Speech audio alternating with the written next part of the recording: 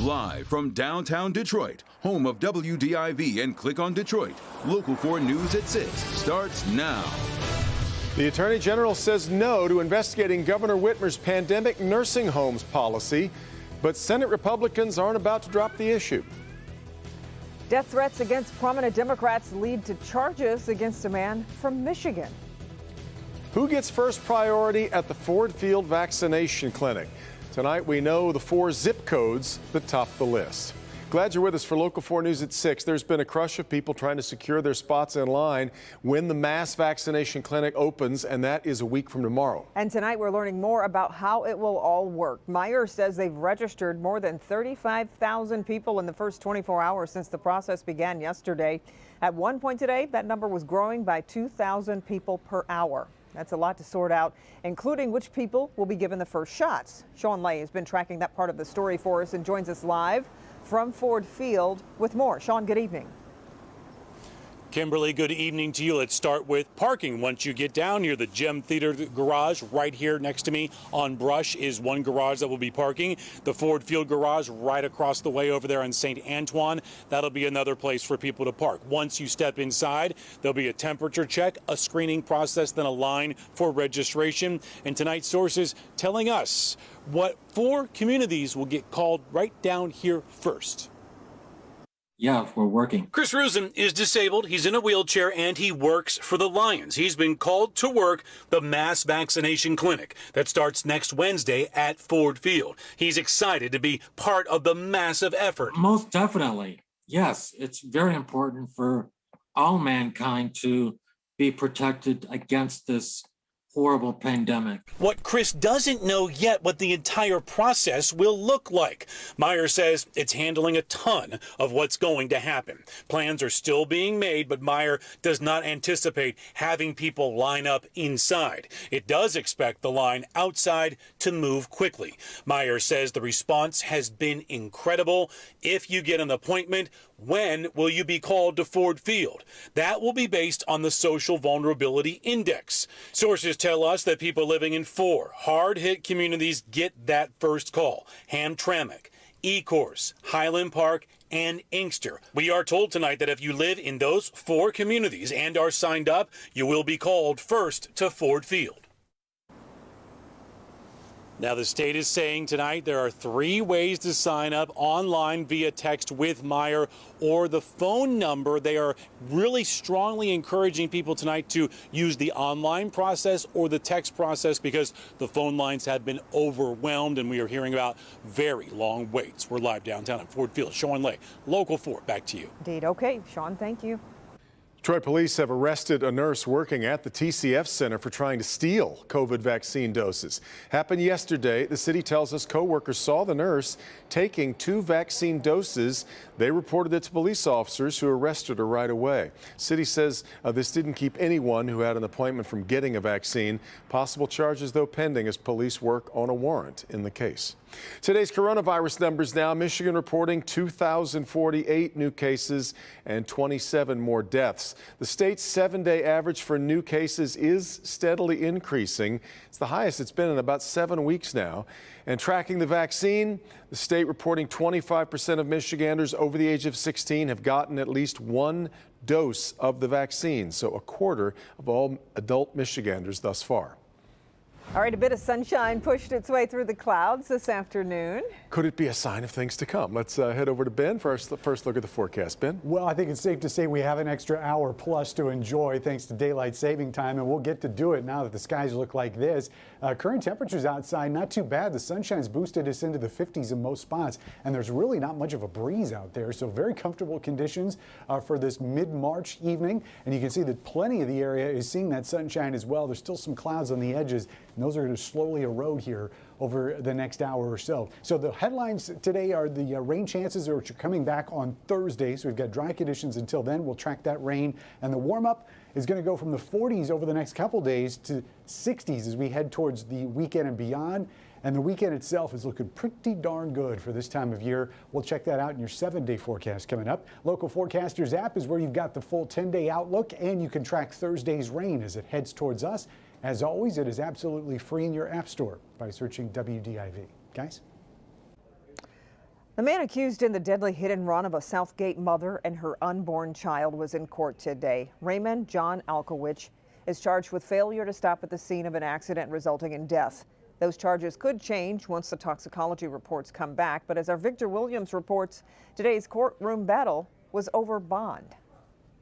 When we were at the candlelight vigil for the victim, you could tell the family of Jessica Strother was really torn by the manner in which she died. Now, we know this arraignment won't bring her back, but hopefully it's a step in the right direction for this grieving family. People versus Raymond John Alkowicz. For the first time, 31-year-old Raymond Alkowicz virtually stood in court from the Southgate Police Department for his role in the death of 35-year-old Jessica Strother. Detective Sergeant Lipsey's statement to the court that Mr. Alkowicz did not even have a valid license on the date of this offense and quite frankly should not have been driving in the first place. It's believed that over the weekend, Alkowicz ran a red light hitting Jessica, who was crossing the street with her fiance, and then kept on driving. But it turns out this isn't the first incident where Alkowicz has had trouble with the law because of his alleged actions behind the wheel. He has 2 prior OWI convictions. He had an expired driver's license. It's because of that the recommendation for bond was set pretty high. He killed a woman who was 6 months pregnant. He fled the scene. He should not have been driving. I suggest a $2 million bond. Raymond's court-appointed attorney tried everything he could, suggesting a bond of $100,000. Your Honor, he works full-time at AJM Packing. He's a machine tech. He's been there for a little over 7 years. He lives in the area. There'd be no issue with him showing up to court. But still, the judge decided to go with the original recommendation. The court is going to assess a $2 million bond. And if Alkowicz is able to pay that $2 million bond, he's going to have a GPS as well as an alcohol tether on him at all times. Victor Williams, Local 4. All right, Victor. Detroit police said the driver of a Tesla that ended up trapped under a semi-trailer is going to face charges. Crash happened last Thursday at the intersection of Waterman and Fort in southwest Detroit. The passenger in the Tesla is still in the hospital and still in critical condition, in fact. Federal investigators are coming to Detroit to get the car's black box and the SD card to determine if the vehicle might have been in autopilot mode at the time of the crash. But they say this crash is similar to 2 that happened in Florida. However, Detroit police believe the driver was in control of the vehicle. It appears that speed was a major factor in the collision. All the indications that we have at this point are that the vehicle was not in autopilot mode, that the driver was in control of the vehicle at the time of the crash. Police say the driver is out of the hospital. It's expected that driver will be arraigned this week on reckless driving charges.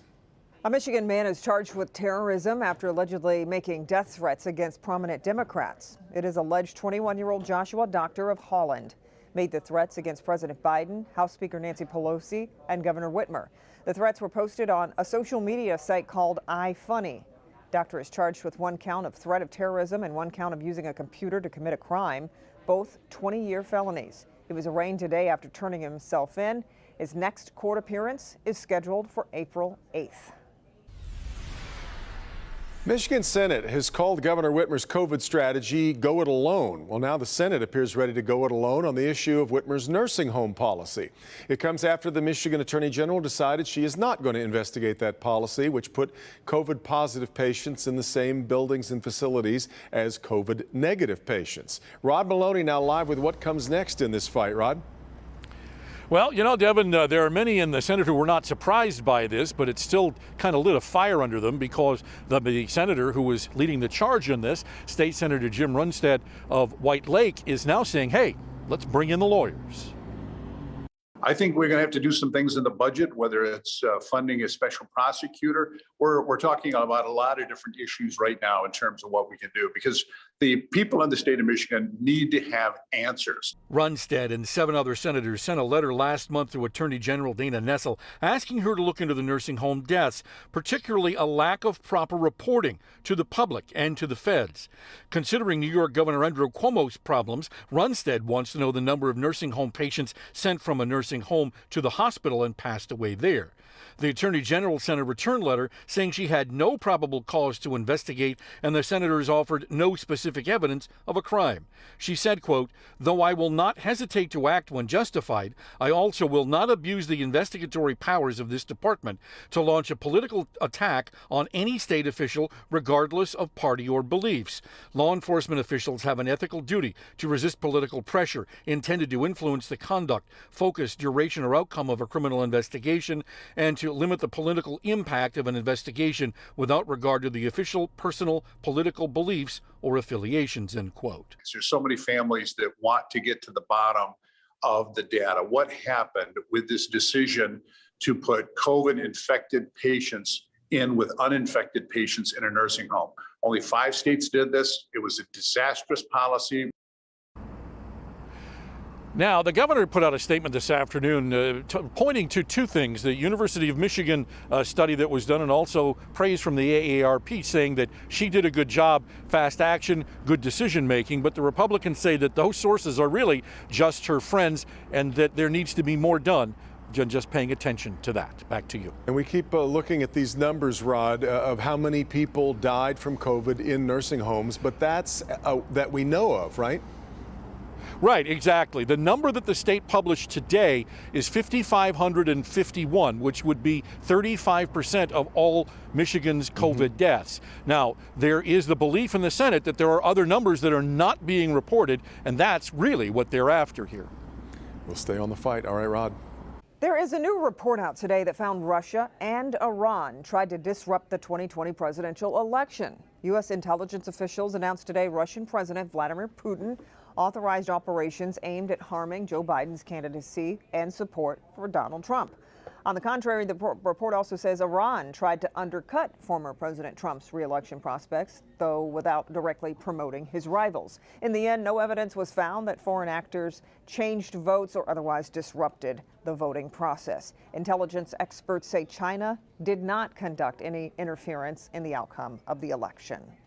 Got a lot more to come. A house overflowing with so many cats. Some of them sought refuge on the roof. Ahead, how you can help give them a healthier home. Here's Dr. McGeorge. How long do you have to wait to get allergy shots after getting a COVID vaccine? And if the shots are free, why are some places asking you insurance information? I'm Dr. Frank McGeorge. Coming up, I'm answering your questions about the vaccines.